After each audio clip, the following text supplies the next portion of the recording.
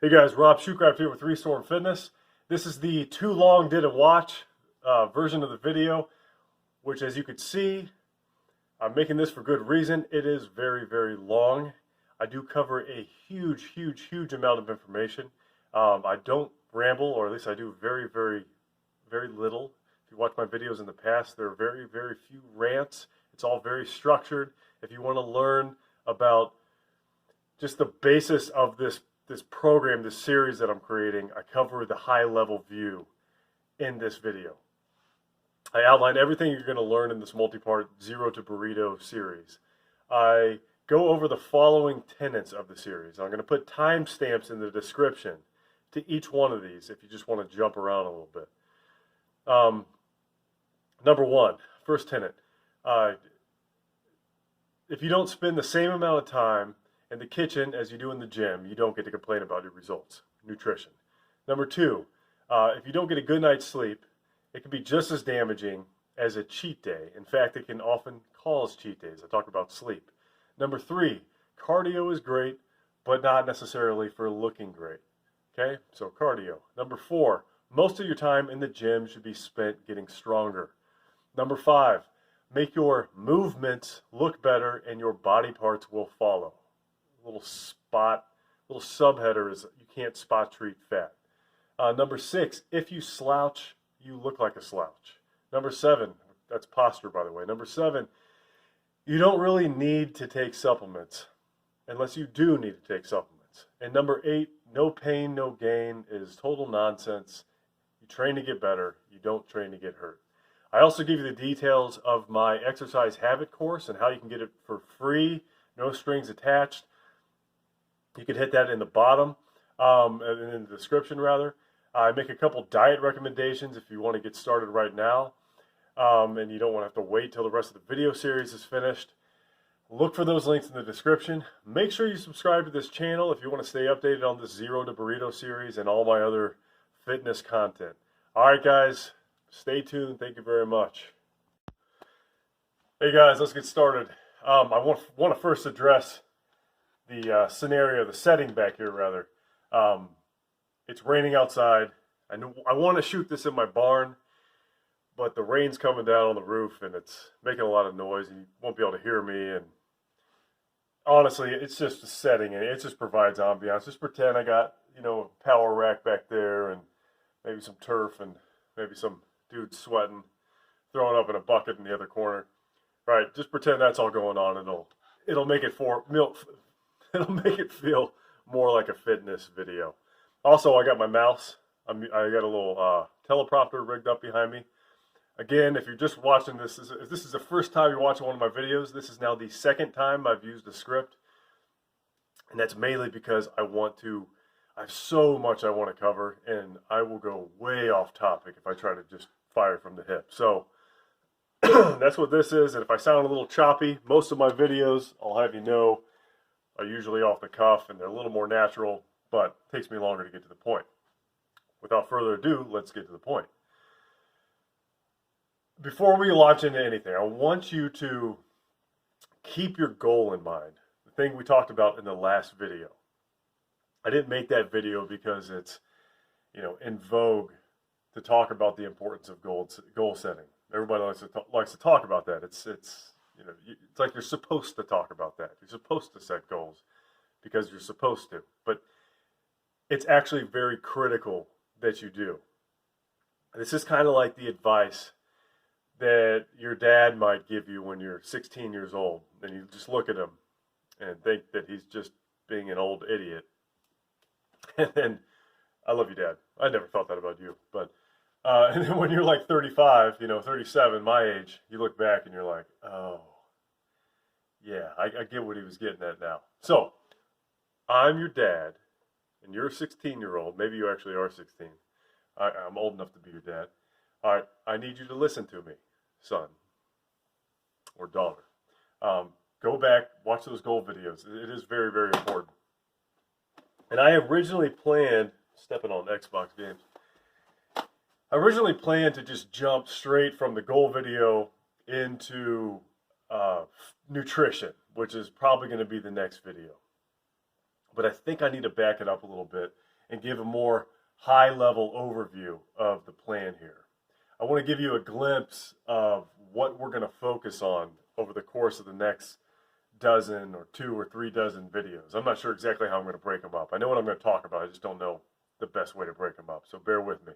And if you're just joining us, if this is your first video, I do recommend, again, you go back and watch the other ones. But my whole goal of this Zero to Burrito series is to take someone who has absolutely no idea what they're doing in the gym or in the kitchen and give them all the information that they need to get to the physical state or the body, that they want to meet their fitness goals. And we're doing it by focusing on the big picture stuff. The 20%, I can't stop burping, that yields 80%. All right, the burrito.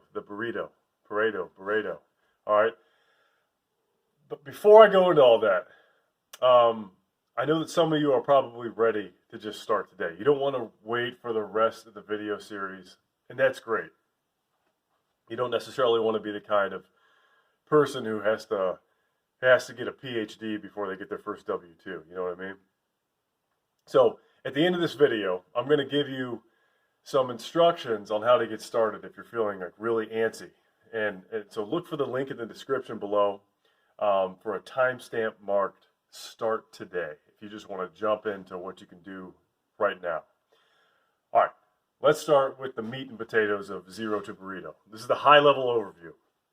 And this is, while it's only about 20%, it's 20%, I admit that's a bit arbitrary. But it's just a small bite of information of what's available to learn, what's available that's actually worth learning in the fitness world, the wellness world, whatever you want to call it.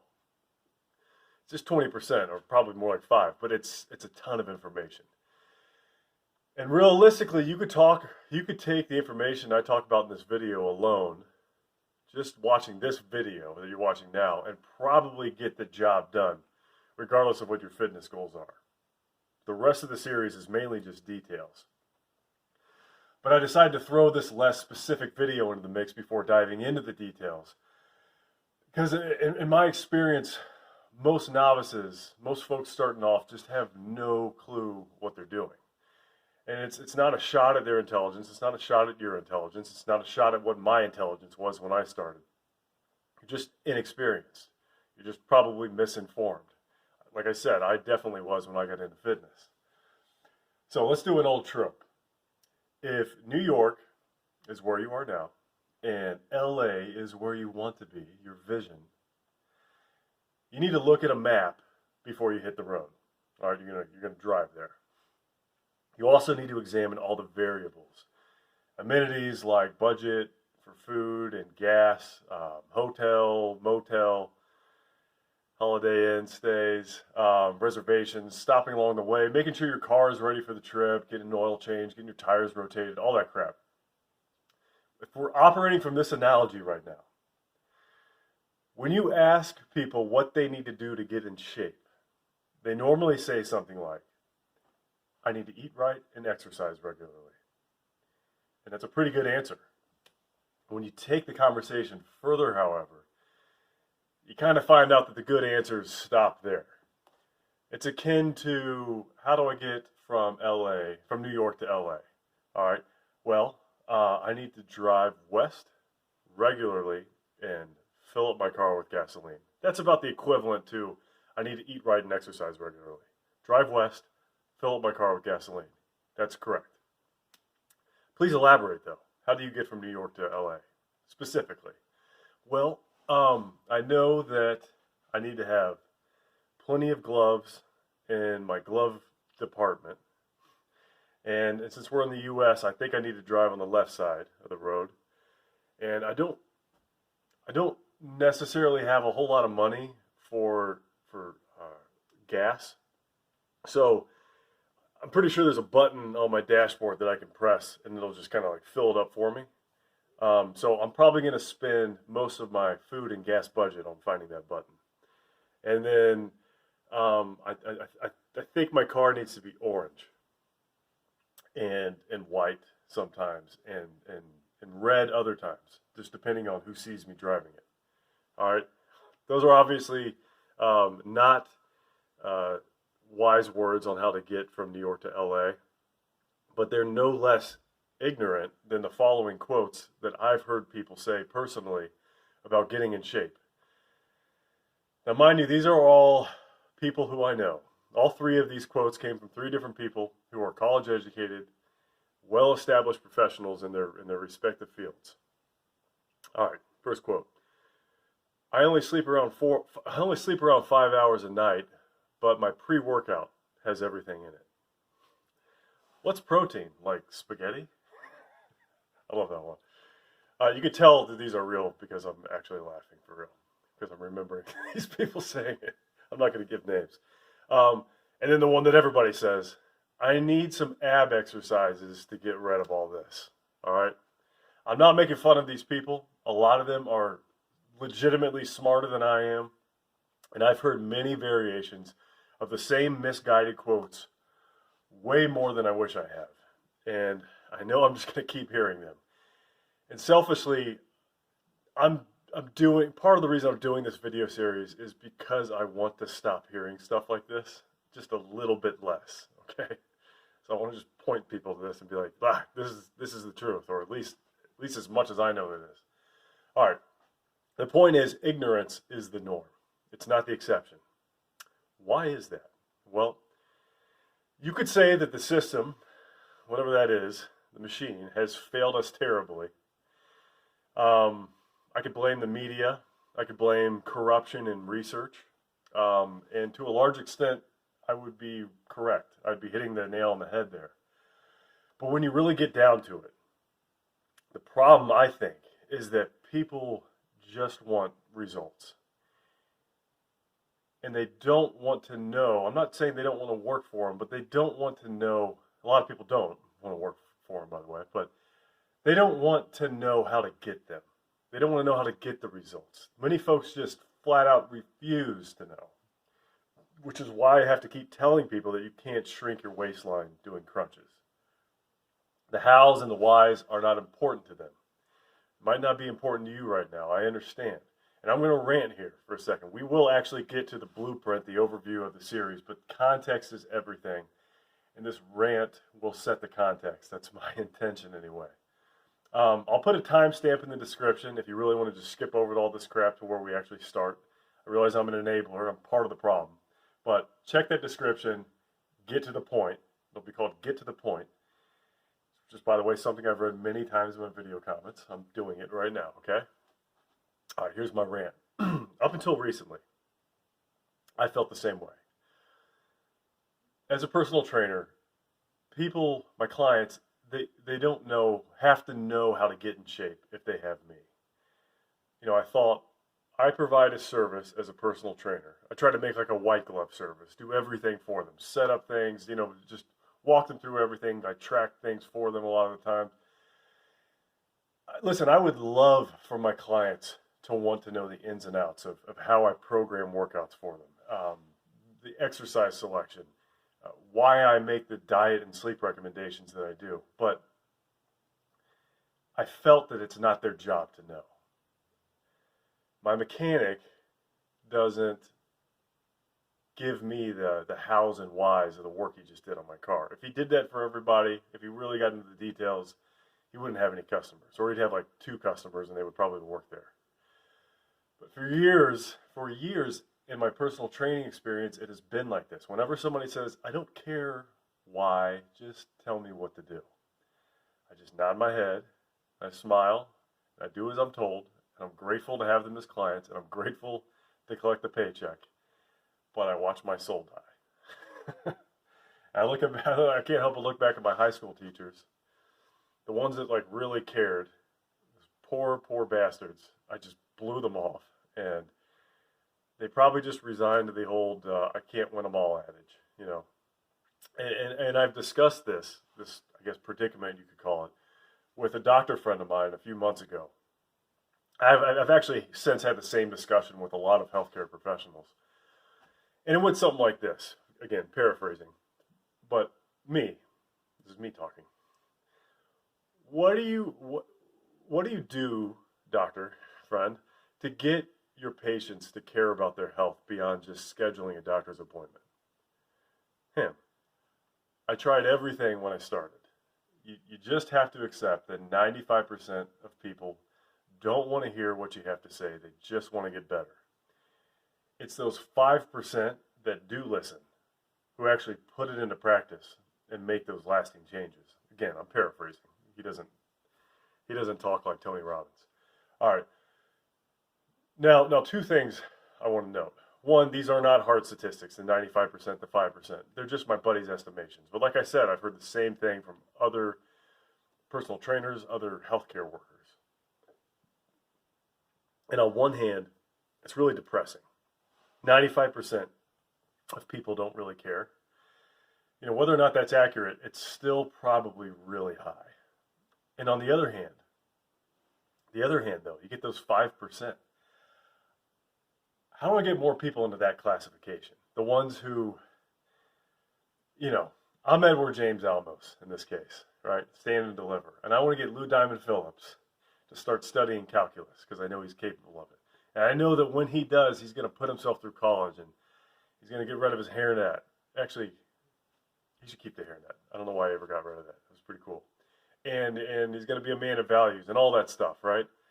How do I get people to care so that they can get to that point, so that they can have that self-realization, start developing that, really cultivating that intrinsic motivation that we talked about in the other video.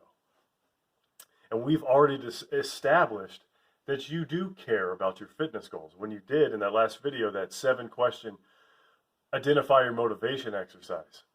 If you didn't do that, please go do it. So we know that you care about your fitness goal. Why do you have to learn about it though? Well, that 7-question motivational exercise, the one that Paul Reddick from the 567 Academy had Joe DeFranco do on his podcast. That goal, or Joe,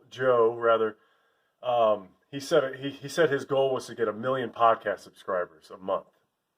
And they identified by going through the exercise that it comes from a deep desire to leave a legacy for his kids. And in the process of getting there, Joe might have to hire a graphic designer. He might have to hire a sound guy. He might have to hire a marketing guru. And he probably should if he's really shooting for the stars that much. But I'll bet you any amount of money that when those experts tell Joe what he needs to do to get that 1 million subscribers a month, he hangs on to every word that they say. And he probably does exactly what they tell him to do. And the reason is because his daughter's legacies are on the line. At least that's how he sees it. So Joe doesn't have to be able to replicate the skills of his graphic designer in order to create, say, a podcast logo. He's not a graphic designer. That's not his job. But if he refuses to give any input or think about anything or give any feedback in the creative process when the designer asks him to, can he really be upset when he doesn't get the logo that he wants? Eventually, if given enough time, the designer might finally, just through trial and error, get it right. He might get the logo right. But that could literally take months. I mean, I'm kind of speaking from experience here in the IT industry. Just guessing what people want without them telling you. What about everything else that needs to be done, though? If Joe shuts down, say, the sound guy, if he just refuses to answer the sound guy when he asks him questions about choosing the right recording equipment, can he really get upset when his microphone doesn't do what he wants him to do, what he wants it to do? I don't think so. I don't think he reserves that right.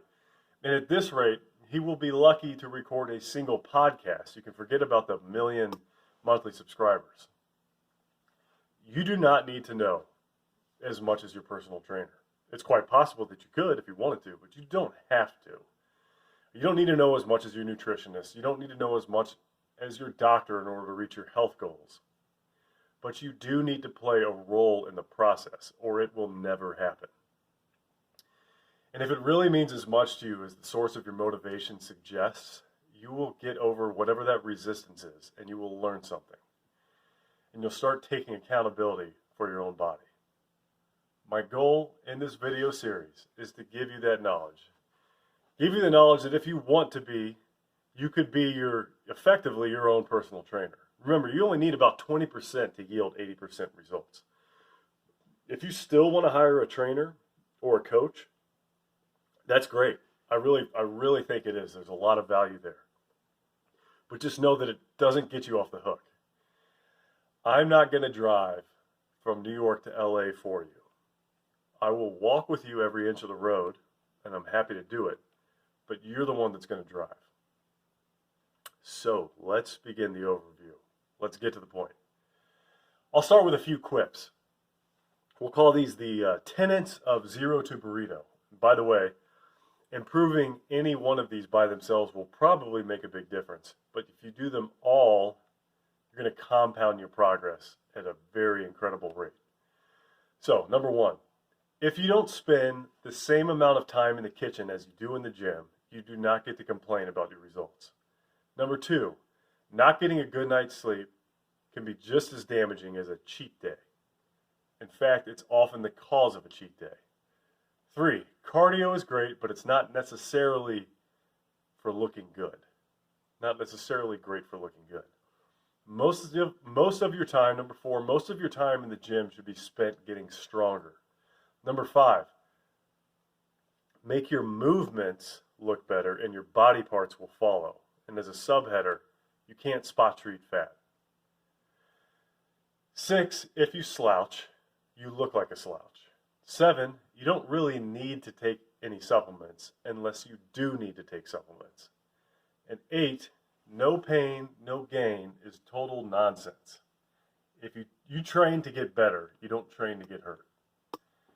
All right, so if you don't spend the same amount of time in the kitchen as you do in the gym, you don't get to complain about your results. I'm talking about nutrition. It's probably obvious.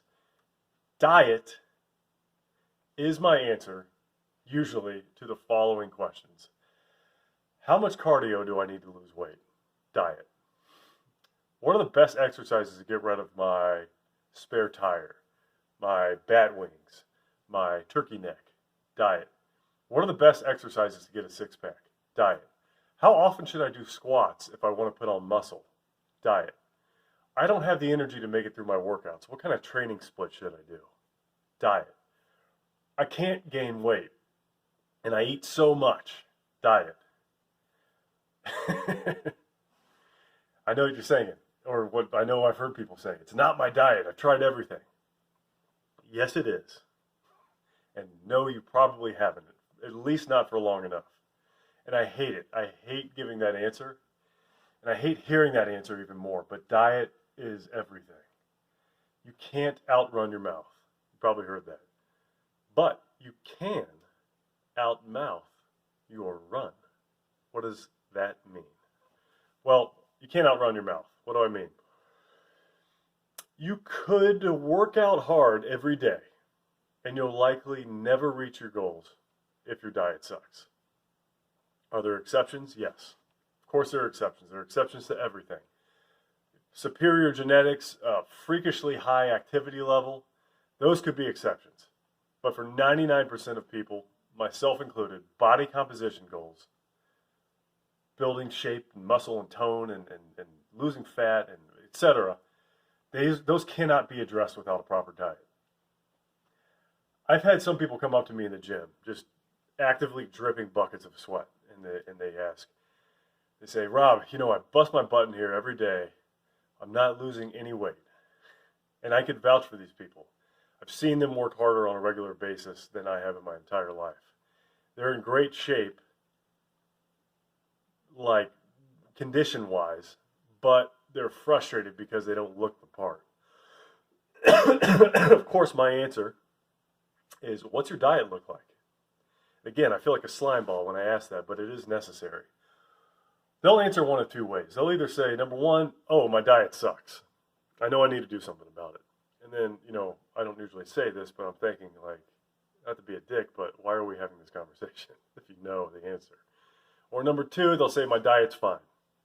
And then I might follow up with, okay, good. Walk me through what you eat on a typical day. I'm not letting it go. And they'll either say, I don't really know exactly what I eat, but it's fine, okay? Or they'll say, number two, something like, okay, yeah, I skip breakfast and I eat a big salad for lunch and then I have water for dinner. If that is actually true, then you need to have a documentary made about you, because that just doesn't happen. All right, it's the same thing every time, rinse and repeat. So what do I mean by you can outmouth your run? Well, that is a total nonsense expression, and I just made it up. But here's what I mean. If your goal is strictly weight loss, just changing the numbers on the scale, that's it.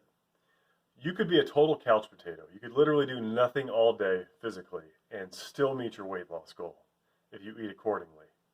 I'm not talking about like trying to get a bodybuilder from 6% body fat to 4% body fat. And I'm not talking about trying to like eke out that last 2% of optimization for a UFC fighter in training camp. That's when dieting actually is a little complicated.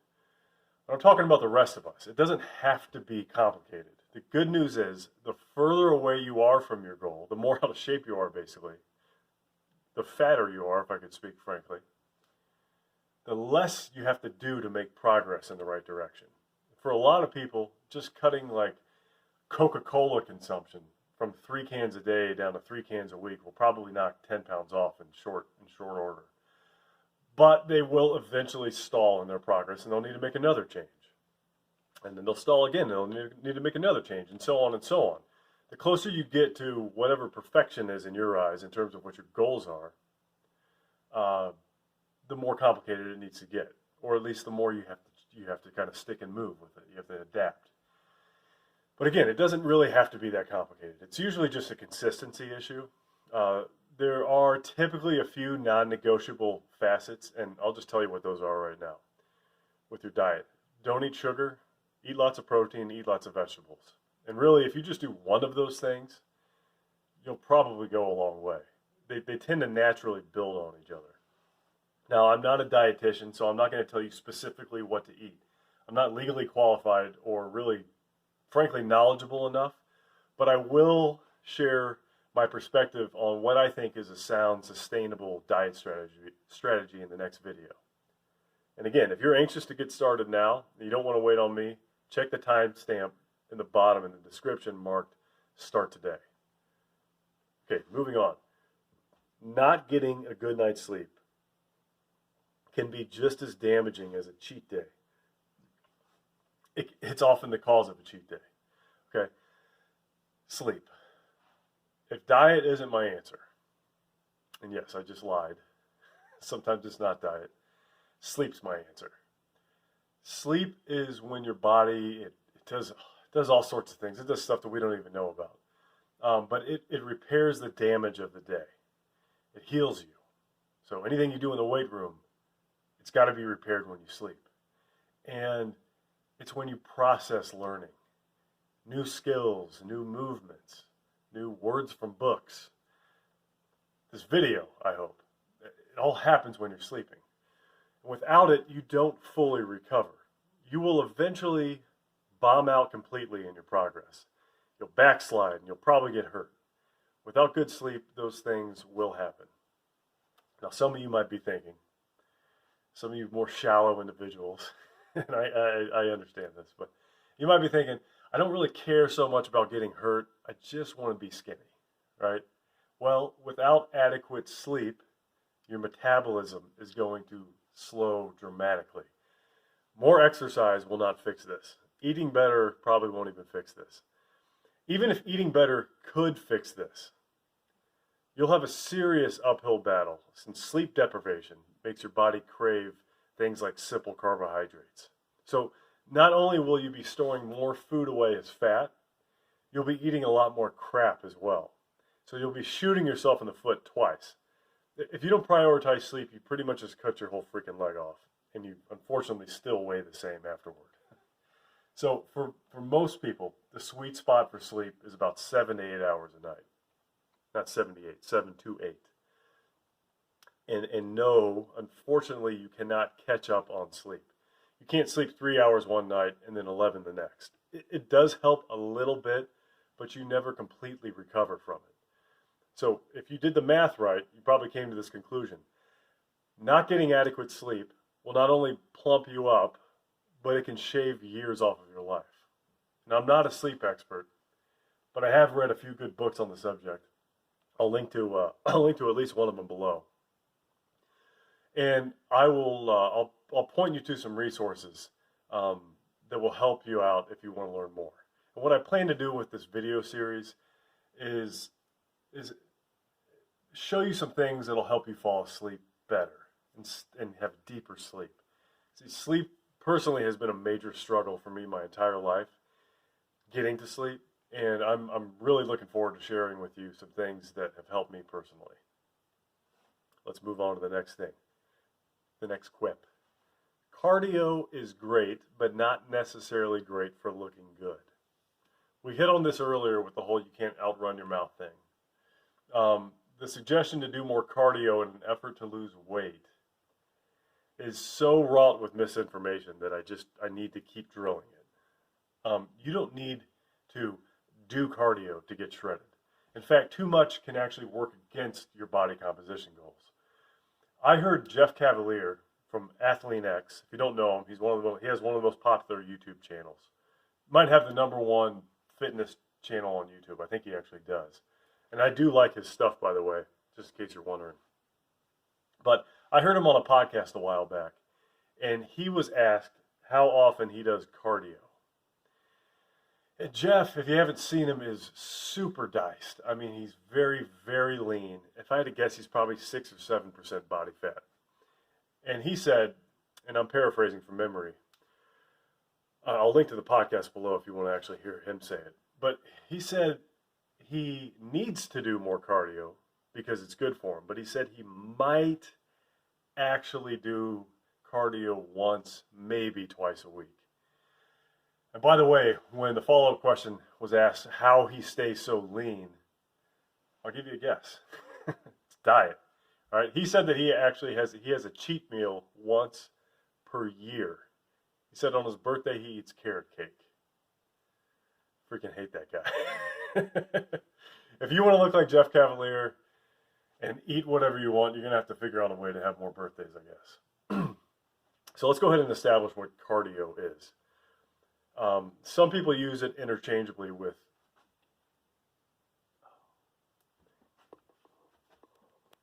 gotta make a new video here.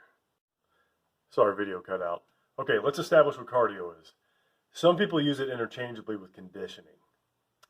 While I like that word better, it's kind of incomplete. One thing that I learned from Joel Jamieson in his book, Ultimate MMA Conditioning, fantastic book, is that there are over a dozen measurable indicators of cardio or conditioning. And there are just as many modes of reaching those indicators, reaching those individual cardio goals, depending on your goals. And the modes I'm talking about, they're not treadmill, elliptical, Stairmaster. I'm not talking about equipment. I'm talking about training protocols. So cardio, conditioning, is you can really get into the weeds on it. But for the sake of this, I'm mainly talking about steady state cardio. I'm talking about what you see when you walk into any gym across America. It's a room full of people just churning it out at a semi-uncomfortable pace on the treadmill or the elliptical or the recumbent bike or the stair climber or whatever. And let it be known, I am not anti-cardio. I think cardio is a fantastic tool for a million different reasons. And truth be told, it can actually help you lose weight.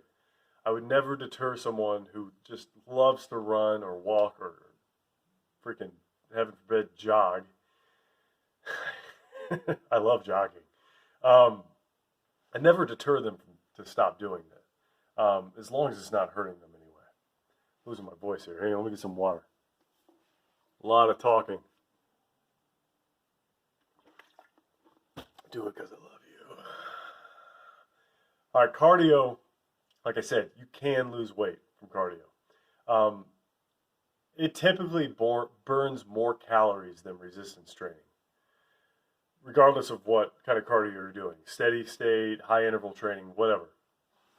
It does burn usually more calories in the act. You usually burn more calories on the treadmill than you do lifting weights in the moment. That said, you're kind of trading your time for calories on like a 1-to-1 scale. So let's use like a financial example. If an hourly employee expects to become a millionaire by just clocking a bunch of overtime hours, they're probably going to fail. They're just trading their time for money. Unless they're setting up income streams on the side that are capable of scale or compounding interest, they're just eventually going to work against the ceiling. And that's really what you're doing if you're relying solely on cardio to help you reach your fitness goals.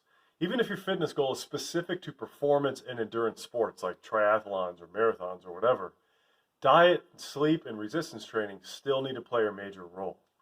So let's just say for a second that you're a 180-pound male who runs 45 minutes every day at a 7.5 mile per hour pace.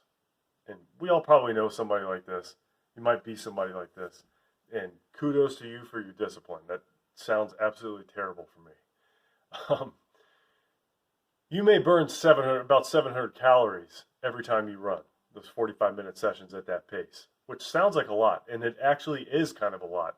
Like if you're on a 2,000 calorie diet, even if that diet consists of total crap, you're likely going to lose a bunch of weight and stay skinny. But here's the deal. You'll likely be skinny fat. I'm going to use an example. My neighbor, like I said, I know a lot of folks like this, but my neighbor growing up was a runner, and he did nothing else. He just ran every day. He was really good at it. I remember my mom, and this is going to make her sound terrible, but I swear she's a sweet lady. One day she said, I saw, we'll call him Bob, I saw Bob working outside with his shirt off this morning, and he looks really loose. Like he kind of has boobs. Like she was like wondering like why he runs every day. Why does he look like that? Well, when you just do cardio and you don't do any resistance training and you operate on a typical low protein American diet, you will lose fat, but you will also lose muscle. So the result is you're just a smaller version of your still kind of fat, or my mom's words, loose self. Also, some folks are just born to run. They have a God-given physiology for it. But for most people are going to experience a huge host of health problems if they're running that often.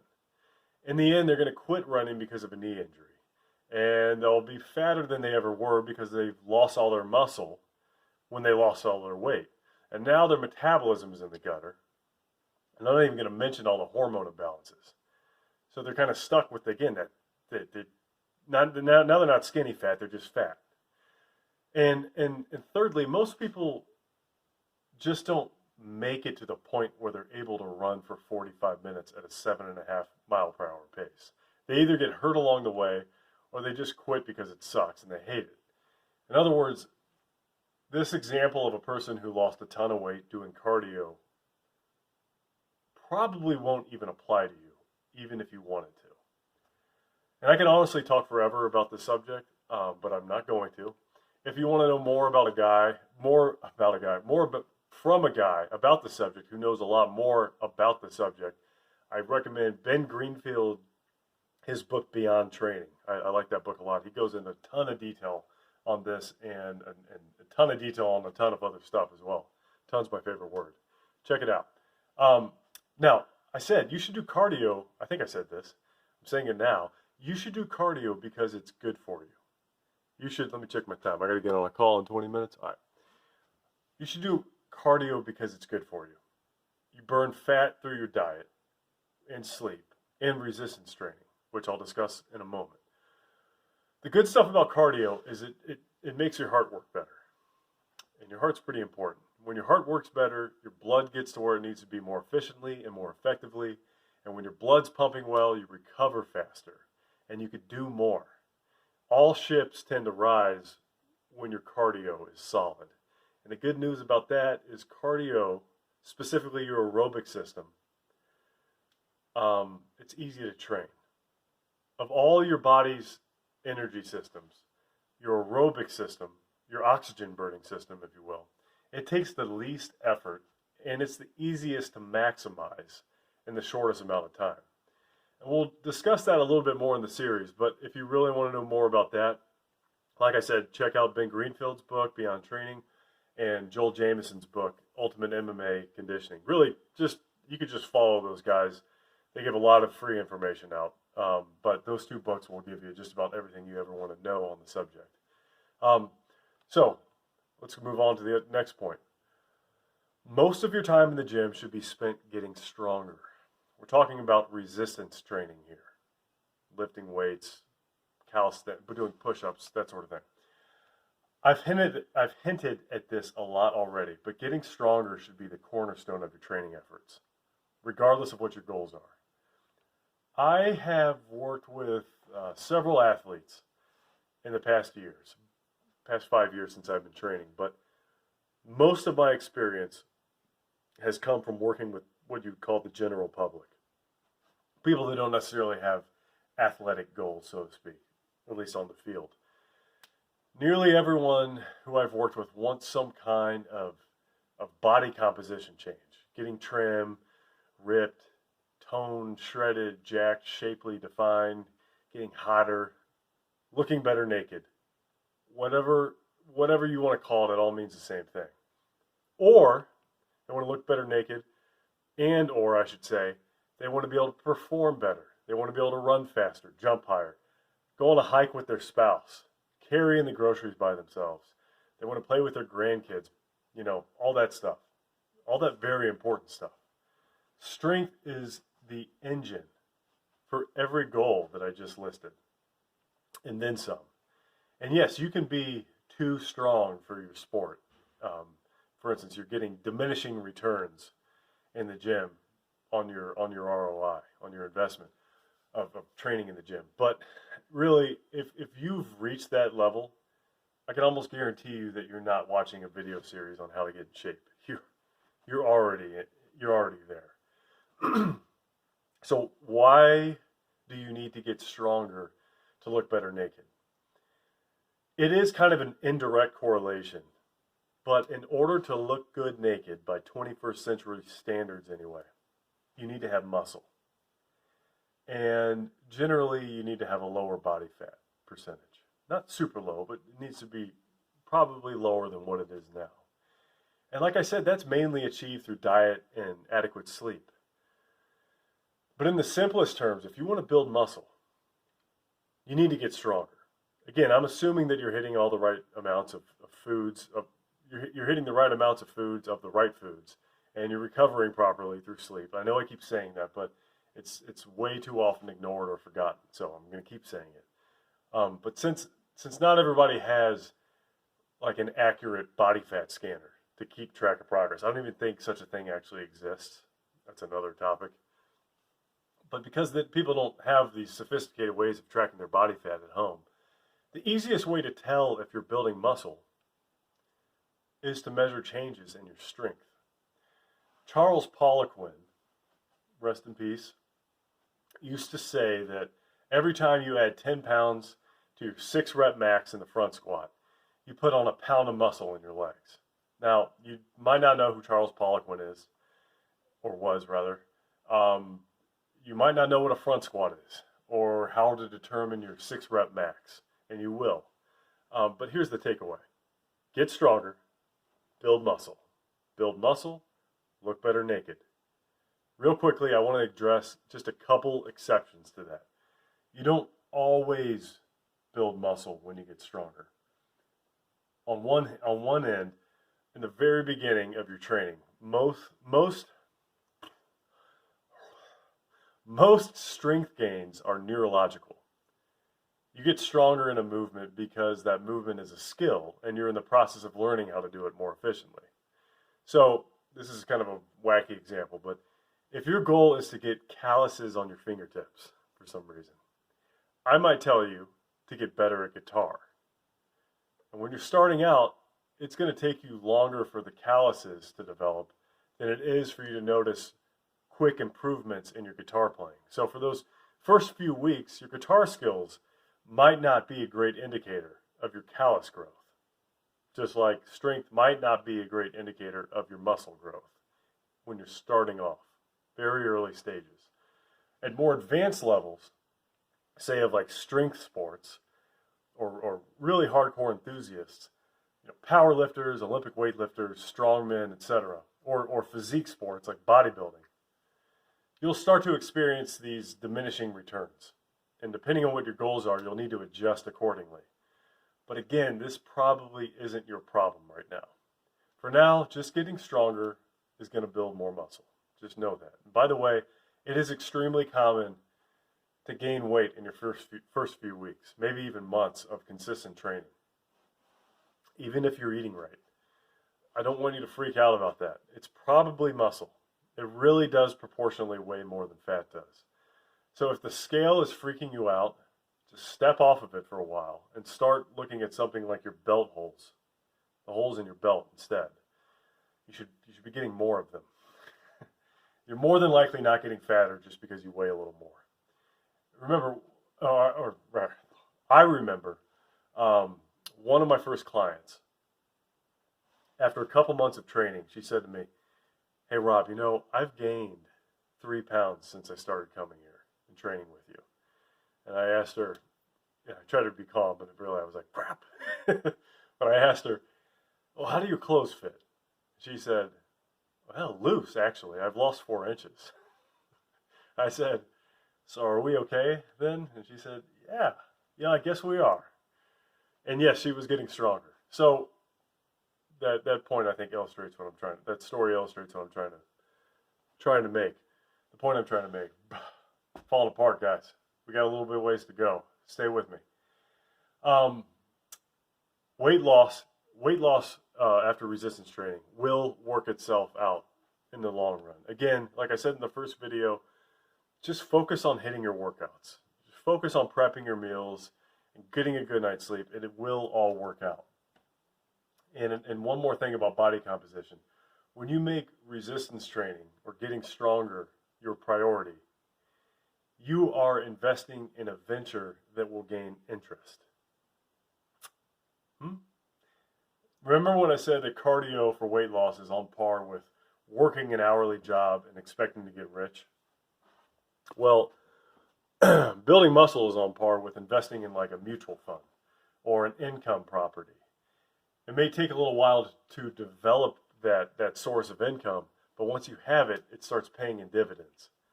You make money, or in this case, burn fat in your sleep, literally, if you're getting enough sleep. The majority of your energy is burned, your calories, they're burned just keeping the lights on in your body. Like 70% of your calories are burned just keeping your organs ticking, keeping your brain working, your blood flowing. This is called your basal metabolic rate. It's how many calories you burn just living. And muscle is way more metabolically demanding than fat. So even in a completely rested state, you're going to burn a lot more calories in the long run with muscle. You also become more insulin sensitive. I'm oversimplifying things here, but basically what that means is you could eat a candy bar and it's less likely to go straight to your thighs, so to speak. All these effects are also global. So if you're only concerned about how you look with your shirt off, you're missing out on turning half of your body into a fat burning engine if you're skipping leg day. So if you want to look better with your shirt off, you guys need to work your lower body too. Hopefully that makes sense. And one more thing I should mention is that hard resistance training gives you similar health benefits to doing cardio. It's not a full substitution, but you do get a lot of the same benefits to doing cardio, getting on a treadmill. I won't get into the details on that right now, but just know that as far as your cardiovascular system is concerned, you're not necessarily trading cardio for weightlifting when you choose to do resistance training more times than you choose to do cardio. You still get those benefits. And girls who are concerned with the whole like bulky thing, I think the media actually in the past couple of years has done a pretty good job of dismissing this concern. But just know you're not going to look like John Cena. And I mentioned him because there's this great meme where he's dressed in drag. It's like what happens when a girl touches a weight or something like that. You're not going to get that from lifting weights. You're going to get bulky from eating heavy, not lifting heavy. So I generally try to sell muscle, so to speak, to people by talking about how sexy it's going to make you look. You get that booty lift, you get those softball shoulders for the guys, whatever whatever it is I gotta say, it's all true.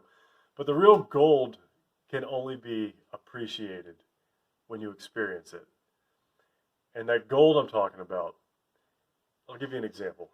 I get, I literally get excited when I see a team lift, one of those team lift boxes, like lift with two people warnings on a box. When I get a box like that delivered to my house, I get excited because I don't have to wait for somebody to come help me move it. If I want to put a couch in a different room in my house or somebody else's house, I just pick it up and move it. It's convenient. Being strong makes your life easier. The praise that I enjoy most, I love, like, I lost a bunch of weight, I look great. I love all that. But, and it's usually a woman in this case who says the following, and it's men too. But I really get it from an old lady. Or a more senior female. I love this. When somebody says, Rob, I just picked up yesterday, I was at the store and I just picked up a 50-pound bag of dog food and I threw it in the back of my SUV and I didn't even think about it. And I've never done that before. I think that getting stronger is one of those things that you don't know that you want it until you're already strong. And it's really hard to sell that to a culture that's so preoccupied with looks, but you got to take my word for it. Being strong is fun, and it really does make life easier. Now, I haven't even talked about the longevity benefits. Weakness is one of the biggest predictors of mortality. When this example is terrible, but it does paint a picture, and it's one that most people can relate to. When your grandma breaks her hip, and I hope she just didn't just do that, but when she breaks her hip, it's unfortunately kind of a death sentence because she's going to stop moving most likely. And the body starts quitting when it stops moving, and then it's over. It's morbid, but it's true. Strength, muscles, all that stuff, it starts fading away as you get older. It's through a process called sarcopenia, and it's inevitable. So if you're young right now, say you're in your teens or your 20s or your 30s even, start building your strength reserve or your nest egg right now. If you're older, I urge you to make an effort to still try to reach your potential because you're probably not there yet either. The same is true in fitness as it is in finances. You're never too old to start retirement. Saving for retirement, rather. I ruined that. So building muscle, resistance training, it's what I'm going to focus on the most during this series because it's what I know about the most, and it's what I have the most control over as a trainer, and it's what I'm most qualified to teach. And it's kind of fun, sometimes. So in the later videos, I'm going to walk you through several different programming options that you can get going on and continue to use them for years. And I'll show you how to pick the right exercises with the equipment that you have. And I'll show you how to track your progress. And I'll show you how to work around injuries and mobility restrictions. We'll cover all of that. Let's move on to the next thing. I'm going to stop this video. I got to jump on a call. I'll finish it in a minute. Okay, let's move on. Make your movements look better and your body parts will follow. I'm talking about compound lifts here. Compound movements. It doesn't have to be lifting weights per se. Compound lifts or movements and quality of movement. If anything screams 80-20, it's this section here. 80% of your progress definitely comes, or likely will come, from 20% of your movement. And what do I mean by that? Well, it's the big compound movements like squats or lunges or hip hinges like deadlifts, upper body pushes like push-ups or bench press or military press, pulls, upper body pulls like pull-ups, rows. Those are what make the difference. It's not the little single joint isolation exercises like curls, bicep curls, or see if I can do this, leg extensions, those, they certainly have their place. In fact, I love those exercises, but and when you use them correctly, they can make a huge difference. But isolation exercises, you're probably kind of noticing a theme here if you've been paying attention. They're not a theme for what ticks me off, I should say. isolation exercises are not a substitute for compound movements. So those leg extensions, when I have my leg up, I think you guys know what I'm talking about. Those should be used to assist or supplement a squat, another lower body exercise, not replace it. So compound movements are superior to isolation exercises, usually, generally speaking, like everything I say, because they work several muscles simultaneously, which maximizes your effectiveness, which maximizes the effectiveness of your time spent in the gym. They can be loaded much heavier than an isolation exercise. The reason that's significant is because heavy load creates mechanical tension, which is one of the most effective ways to build muscle. One of 3 ways, but definitely one of the most effective. And since you're loading several muscles simultaneously, as was just noted, you're just adding more growth potential across the board, your whole body. Another reason is they demand proper form. Thus, they demand you get stronger or you get hurt if you don't have proper form. You don't usually get bad knees from squats. You normally get bad knees from bad squats. Now, I know that sounds like a negative, but along the same lines, they're a great indicator to point out imbalances you might have or weaknesses in your movements. For instance, if you're bench pressing and you could just blast the bar right off your chest, you got no problem there, but you always struggle with the lockout at the top. Or even if it's push-ups, same thing. Kind of off the floor, no problem, and I can't quite lock my arms out. It's probably safe to say your triceps, back of your arms here, need a little bit of work. They might be the weak point, the sticking point. And that's where those isolation exercises, like tricep pushdowns, for instance, that's where those might come into play. But generally speaking, we're talking compound movements. That's the bread and butter. Compound movements also tend to mimic real-life movements. Squatting, for example, is basically just sitting down. Deadlifting or hip hinging at the hips, bowing, that is the same movement that you should use to pick something up off the ground. The carryover to sports or just day-to-day life is huge. Again, life is easier when you're stronger. And you get stronger when you make compound movements the hallmark of your training. So what does make compound movements look good and your body parts will follow mean? What I'm saying there is, it's really just more of what I've been saying. What I mentioned in the goal setting video, when starting off, you don't want to waste too much time trying to grow or tone specific body parts. If you train all these big movements that I'm talking about with proper form, by the way, is absolutely critical, and we'll make sure you have it. When you train everything with proper form, everything will look sexier and stronger. You can fine-tune things down the road. Now, again, this doesn't mean you can't do isolation exercises, that single joint stuff, the stuff that everybody loves to do. I'll eventually recommend several free program templates that you can start, and I'll show you how to interpret them. And many of them feature plenty of single joint isolation exercises. Some of them just have compound lifts. That's how effective they are.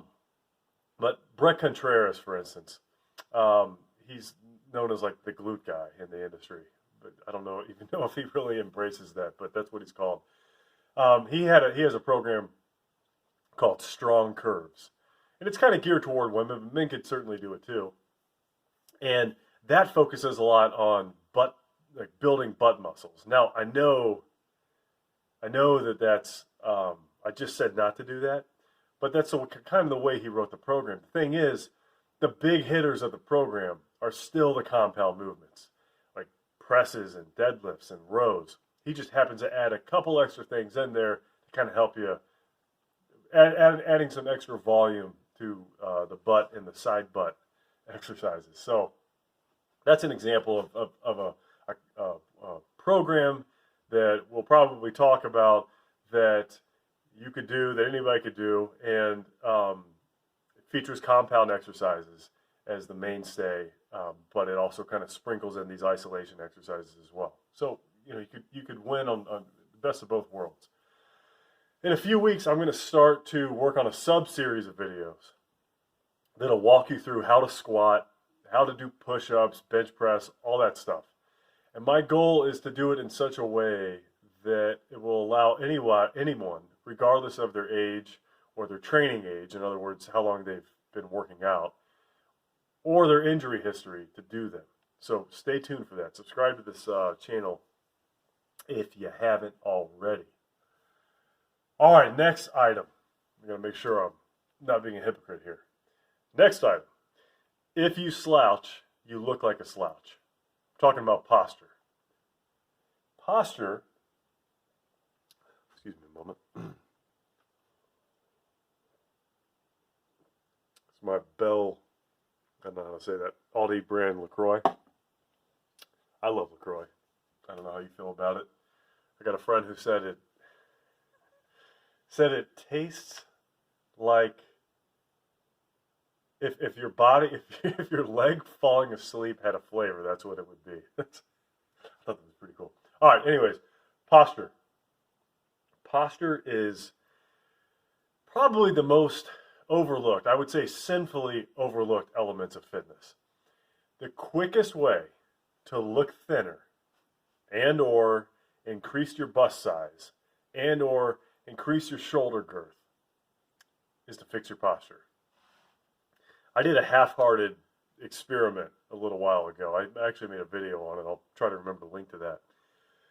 Did that a while back where I went through several different postures in front of a 3D imaging body fat scanner. And I wanted to see what the results were, see if it made any difference.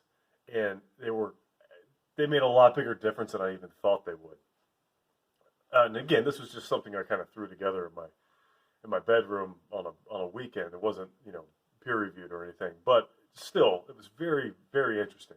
Poor posture, not only does it make you look like your gut is bigger, does it make it look like that, but and your chest is smaller. So your gut's bigger, your chest is smaller, but your physical measurements, like if you were to actually take a tape measure, they actually can change.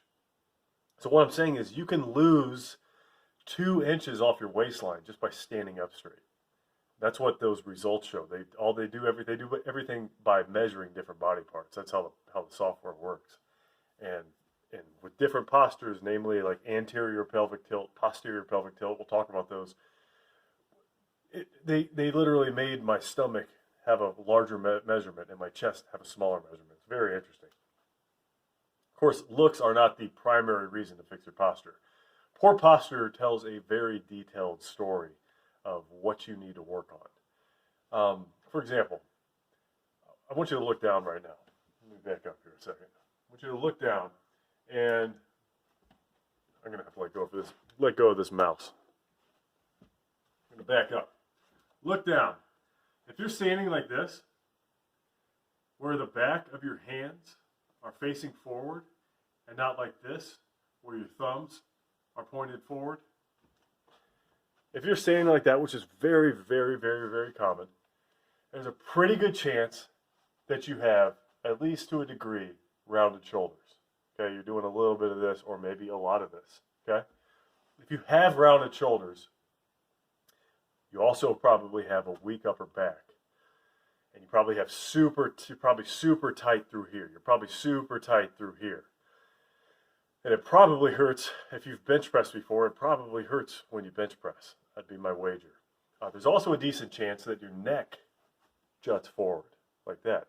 Usually goes with the rounded posture. A lot of time it comes from, this crap, which I do all the time. I just try to do it like this. Try to look like a weirdo when I look at my phone. But my posture's good. Anyways, if your neck's jutting forward like that, there's also a decent chance that you might have frequent tension headaches, right? And they're terrible. Tension headaches are awful. And one of the origins of them is this sort of prolonged posture. You have what did the Jerry Maguire could say? The human head weighs 8 pounds. I think the measurement's usually a little different. But anyways, you got all that weight hanging off of here, right? It's going to damage. It does damage you, and it will cause headaches. Okay. There's also a decent chance. Again, we're getting all this from your also a decent chance that your hips tilt underneath you. They tilt behind you. Posterior pelvic tilt. That often comes with rounded shoulders. Sometimes it causes rounded shoulders. So your lower back is probably weak. And you probably have super tight glutes and hamstrings. I'm guessing you probably don't have much of a butt either. There are dozens of chronic health problems that can come out of just this situation alone. Not to mention, it just looks bad. So posture also leads to poor performance. When your core, or I'll get to that in a second. So there's a lot. Let's say you're a soccer player with that posterior pelvic tilt we're talking about and rounded shoulders, and you get sent out on a field to run an all-out effort for 40 minutes with hamstrings that are just about to snap. That happens all the time, and it can be avoided, or at least you could hedge your bets to do your best to avoid it. Good posture makes you stronger too. When your core is engaged properly, and really the only way to properly engage your core, to completely engage it 360, is with proper posture. When your core is engaged, you're able to generate more force. It's going to result in you running faster. It's going to result in you jumping higher, lifting heavier. And for those of you who don't care about that, it's just going to help you live without pain. That's another great perk of good posture. In most cases, all these things I'm talking about, they can be corrected with just some diligence and I call it Dr. YouTube. And that said, though, if you have access to like a good physical therapist, don't wait to have them check you out. Go schedule an appointment today. You don't need to wait until you're recovering from surgery to fix your body with an expert's advice. We're going to go over how to deal with all these scenarios. Well, not all of them, but a few of the big hitters, including touching on issues like I can't do back squats because back squats are basically when you have a barbell on your upper back. I can't do back squats, and I don't have everybody do that. Some people don't need to be doing it. But anyways, if you've tried that before and you can't get your arms back, your hands back to stay on the bar, we'll talk about doing some things to improve that, which is going to improve your squat as well. It's going to, like I said, it's going to make you stronger. So we'll talk a lot more about posture. Moving on, you don't need to take supplements unless you do need to take supplements. If you want to skip this whole video series, like if you just want to unsubscribe or not subscribe and not paying attention to the rest of the Zero to Burrito, these videos, here's what you need to do. You need to pick a bilateral, which means usually both legs, bilateral lower body, or a unilateral lower body push movement, like a squat or a lunge. Pick a variation of that. Pick an upper body pressing movement, like a push-up or an overhead press or a bench press. Pick a hip hinging movement, like a deadlift or a kettlebell swing. Pick an upper body row variation, like a pull-up or a TRX row variation. And something that forces you to really engage your core, like an RKC plank or a side plank or pull-off presses. Get stronger in all of those movements by training them a couple times a week. Give yourself about 24 to 48 hours of recovery time between each session. Eat around 0.7 to 1 gram of protein per pound of body weight every day. If you want to get some of that protein from a protein supplement, go right ahead. Cut out food and drinks with added sugar. Eat lots of vegetables and drink water when you're thirsty. Sleep about 7 to 10 hours a night if you can. Take 20 to 40 minute naps when you can. Go on a long walk a couple times a week in the sunshine if possible, maybe with your soulmate. Move as much as you possibly can. So whether that means you get a standing desk, which you guys know I love, I'm looking at one right now.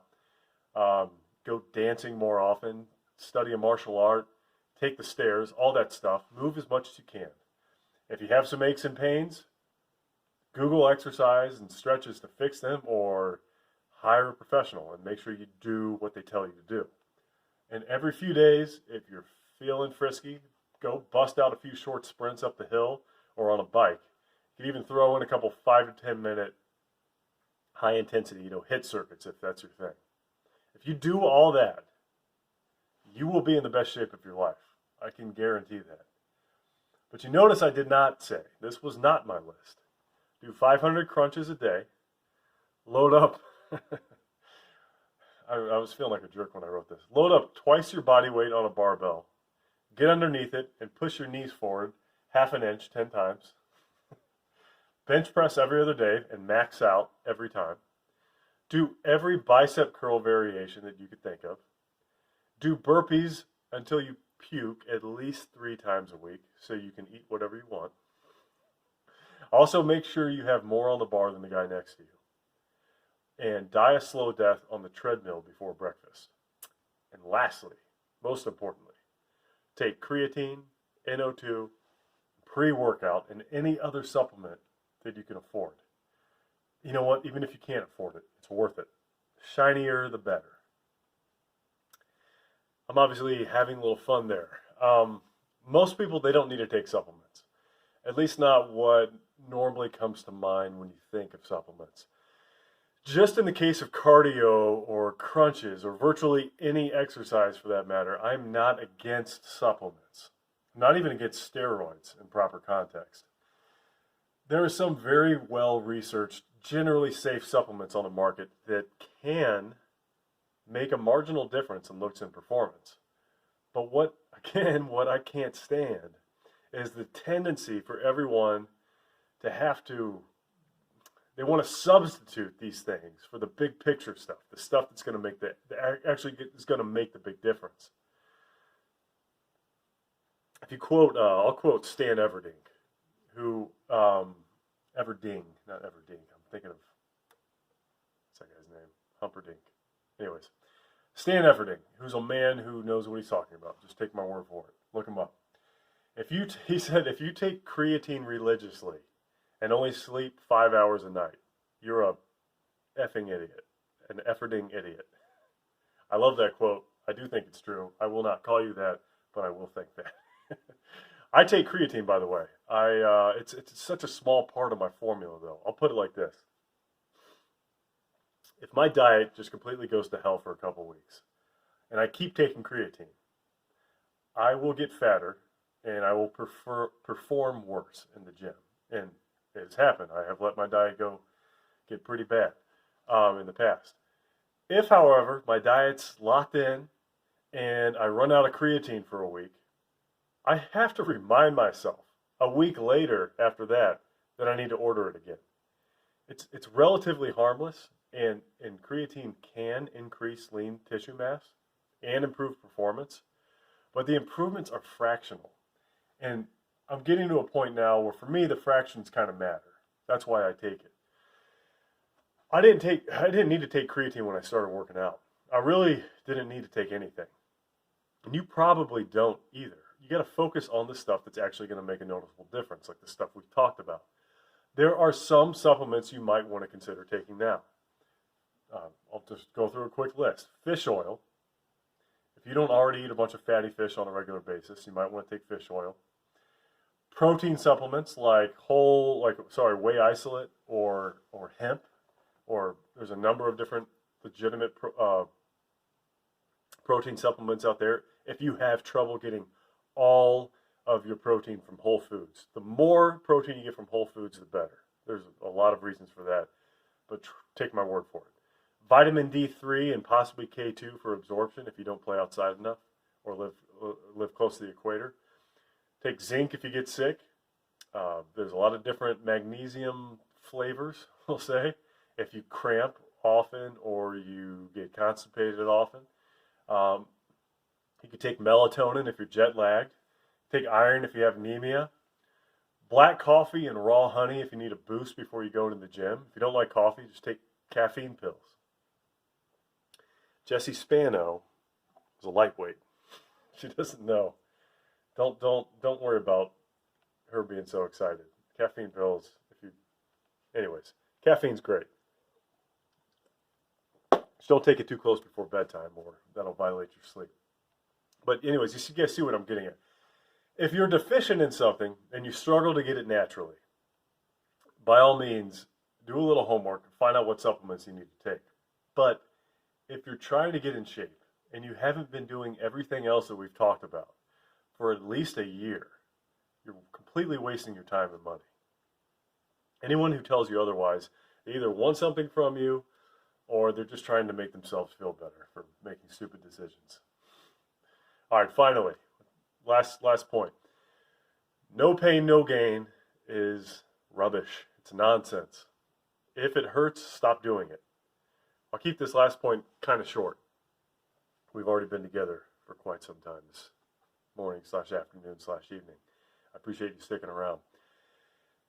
We go to the gym, or you're going to go to the gym to get better. That's it.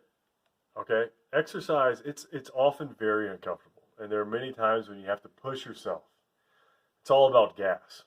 It's all about, I can't say that. It's all about general adaptation syndrome. Like many vegetables, they're good for you because they try to kill you a little bit. It's hormesis. Stress makes you stronger. But without recovery, so you have to allow yourself time to recover from exercise. Between training sessions, between sets, how much time, it just depends on what you're asking your body to do. Recovery is very important. Like I said before, sleep and adequately spaced time between training sessions, that's what's going to be the 20% that gets you 80%. Don't worry about like massage and cold exposure and sauna, all that other stuff right now. And don't get me wrong, I absolutely love that stuff. I've talked about it a million times on this channel. But most people really don't need to worry about that when they start. It kind of just complicates things. Again, focus on the small amount of things that you can control and you will get the results. The thing I really want to hit on though in this section is pain. Like real pain, that like, oh crap, something is really wrong kind of pain. You need to listen to pain. It's the canary in the coal mine. It's one of the most important tools in your arsenal. If something hurts, like your knee or your shoulder feels like it's getting stabbed, or your hamstrings are constantly cramping, or you get a blinding headache out of nowhere, you need to stop what you're doing. Don't be a hero. You could save being a hero and pushing through that when there's money on the line, or when your life's on the line. That situation is not called for at Planet Fitness on a Thursday morning. Okay, you need to, if you're experiencing pain, you need to stop what you're doing. It's kind of like compound lifts. Pain tells you what you need to work on. Unfortunately, it's rarely the actual site of the pain that's the problem. For instance, if your kneecap hurts, pretty common issue. If your kneecap hurts, it might just be that your ankle needs to be more flexible. You need to have more dorsiflexion in your basically when you pull your toes up toward your chin. The more ankle mobility you have, the less direct stress you tend to put on your knees. We'll talk about that. The point is, you know that something is wrong usually before it actually goes wrong. And if you stop while you're ahead and you work to fix it, you may never really even have to worry about it again. It's not always traumatic injuries though. Like sometimes it's just something you could fix in a minute or two. Like, and then get right back to your workout. Like, for instance, yesterday I was doing squats and I had a sharp little tinge in my hip, and that was during my warm up when I found that. Pretty warm ups are very important. I had a little tinge in my hip. I stopped the set. I did a few reps of some like Jane Fonda type exercises, and I got back under the bar and it was all good. Now, even though I was able to finish my workout without an issue, though, I still need to try to figure out what the restriction was or what the behavior was that kind of caused the problem in the first place. If you're familiar with computers, it's just like computers with a root cause. Errors on your computer, when you pop up an error message, it doesn't just happen like people say, that like I say it does sometimes when I just want to be done with it. Those are always caused by something. Pain is always caused by something. It doesn't just happen. Generally speaking, though, it's not really a showstopper. You could troubleshoot the cause of your pain. It's something you can work on the side while you keep cranking away at the 80-20 stuff. But just know that it is important to try to find the root cause or at least do your due diligence to try. So, like I tell my clients, forget about the no pain, no gain. If it hurts, stop, and we will figure it out. All right, those are the tenets. Those are the of this video series. I promised you, this is the start today section. I promise that if you want to start today, and maybe you're watching this series as I'm making these videos, or you don't want to spend hours watching them before you actually do something, which is awesome, here's what you can do. As far as exercise goes, I'm going to give you my exercise habit course. I made an exercise habit course, a 21-day video course a while back. It was $47. I'm just going to give it to you. It has no other purpose. The whole reason I made it was to get exercise habitually ingrained into people's brains. Basically make you want to exercise every day. And I use walking as the primary exercise in the course. Just because everybody can do it, it's really good for you regardless of what your goals or your fitness level is. And you can do it anywhere. It's easy. Now, some of you rather acute observers who paid attention during this video might be thinking, Rob, you said that you need to get stronger to reach your fitness goals. And that is true. You do need to get stronger for just about every fitness goal I could possibly think of. And to address that concern before we move on, 3 points. 1, many people are so weak and sedentary that a low impact, load-bearing activity like walking will actually make them stronger. It's not a dig at anybody, it's just the truth. 2, adherence, actually doing the workout, or sticking to a program, adherence is the most important element of exercise. Safety and progress are very, very close seconds, but without doing something, you're doing nothing. And walking in this video course is just the delivery system. Okay, it's the spoon for the medicine. It's also the medicine. Once you have an exercise habit in place, you can do anything with it. You can lift weights or do martial arts or CrossFit or climb walls or whatever it is you want to do. Once you have that habit in place, that's again what the course does. If there's a program, number three, if there's a program that you've done in the past and you'd really like to do it again, you just can't really figure out how to do it consistently, how to make it a habit, no problem. Just substitute walking for whatever that program, those program sessions are. It's really simple. So let's say you're doing a 5x5 lifting program. And I say in the video course, today go on a 30-minute walk. Instead of going on the 30-minute walk, do your 5x5 workout. And then you can walk on your off days as I prescribe them in the program. Walking works with any program, so you're not going to be like overtraining or anything by going on a walk. Don't worry about that. If you want to sign up for that, if you're interested in that, just email me at rob@threestormfitness.com. I'll put a link in the bottom. And I will send you a free coupon code for the course. Okay? If you're already well on your fitness journey and you just happen to be watching this really, really long video, share it with somebody you know. And you don't have to sit through my super long videos to get in on this deal. Just email me and let me know you're interested. Hang on a second. All right. As far as getting started today goes, concerning diet, we talked about exercise, that course. I'm going to talk to you about my outlook on choosing diets, my perspective. And I'm going to get into some specific nutrition patterns that might interest you. But again, if you don't want to wait around for those videos, you want to start today, I'm going to link to a recent video that Alan Thrall, a strength coach, a video that he did on what he did to lose weight. And it's not perfect. No diet really is perfect. But it's really simple, and it's really effective, and it's really sustainable. And anybody could do it. If you're not trying to lose weight, you're trying to gain weight. And we'll talk a lot about that as well in the coming videos. And you want to start now, you got 2 options. One, you got a lot of options, but 2 that I'm going to give you right now. Watch the same video, but with 2 minor adjustments. 1, when he says don't snack, snack. And when he says eat 1 protein source and 1 carb source with each meal, eat 2 of each instead. Okay. If you're a meat eater or you want something else, you could take Jim Windler's building the monolith approach and eat whatever you want every day, as long as you also eat 1.5 pounds of ground beef and a dozen eggs every day. Yes, I'm serious. That's what he says, and that will work for most people. And yes, I do understand the potential health implications that eating that much red meat could bring. So you might want to throw in some greens, maybe some cruciferous vegetables like broccoli and that sort of thing if you're doing that. But